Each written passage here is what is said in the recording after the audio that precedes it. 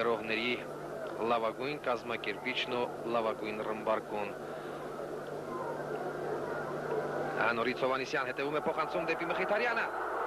Խաբս է տալիս հարված, առաջին հետրիկը 47-րդ առաջնությունում։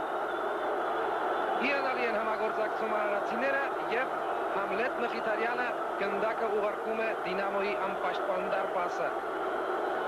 Ճիշտ է, Պրուդնիկովն էլ իր հերթին անհաջող դուրս եկավ, չկարողացավ տիրել գնդակին և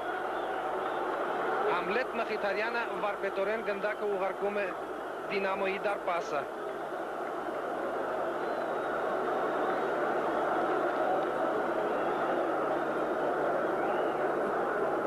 Այո, 3-0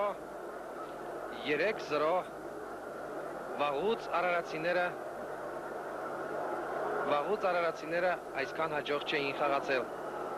Ահա տեսեք, Համլետ Մխիթարյանը փախցնում է գնդակը, եթե